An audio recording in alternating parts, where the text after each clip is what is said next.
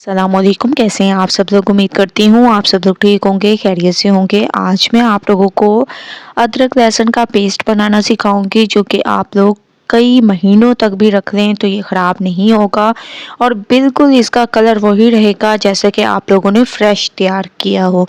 तो सबसे पहले आप लोगों ने अदरक लहसुन ले लेना है और ये चेक कर देना है कि जो हम लोगों ने लहसुन लिया हो या अदरक ली हो वो बिल्कुल ठीक हो, इसमें किसी किस्म की स्मेल ना हो या थोड़ा थोड़ा सा आप लोगों को नरम महसूस हो तो वो हिस्सा आप लोगों ने रिमूव कर देना है, वो इस पेस्ट में आप लोगों ने ऐड नहीं करना। ठीक है, तो आप लोग देख रहे होंगे कि मैं आप लोगों को दिखा रही हूँ कि अदरक माशाल्लाह कितनी फ्रेश है और इसमें कोई भी हिस्सा इसमें ऐसा नहीं है।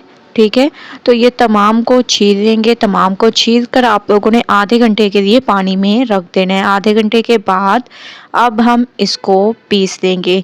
पीसेंगे सिंपल तरीके से नहीं, बल्कि आप लोगों ने दो अहम चीज़ें इसमें ऐड करनी है जिससे इसका कलर बिल्कुल भी ख़राब नहीं होगा और इसे आप महीनों तक अगर आप लोग ऐसे ही रख दें तो आप लोग महीनों बाद भी निकालेंगे वही कलर आप लोगों को मिलेगा।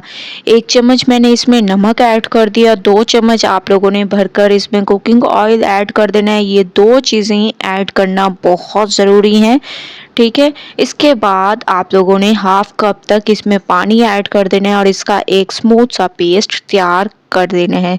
ठीक है, जैसे कि मैं इसका पेस्ट तैयार कर रही हूँ ऐसे आप लोगों ने तैयार कर देने हैं और यकीन माने जब आप लोग ये पेस्ट तैयार करके रख देंगे तो आगे चलकर आप लोगों को बहुत आसानी होगी। जैसे कि आप लोगों को पता है कि आगे रमज़ान आने वाला है तो आप लोग इसको फ्रीज़ करके रख सकते हैं। ये बिल्कुल भी ख़राब नहीं होगा और माशाल्लाह से बहुत ही अमेजिंग तरीके से हमारा ये पेस्ट तैयार हो चुका है। तो एक बार आप लोगों ने इस तरीके से पेस्ट तैयार करना है अदरक लहसुन का, इंशाल्लाह आप लोगों को ज़रूर फ़ायदा होगा। न्यू रेसिपी के साथ हाजिर होंगी। अल्लाह हाफिज़।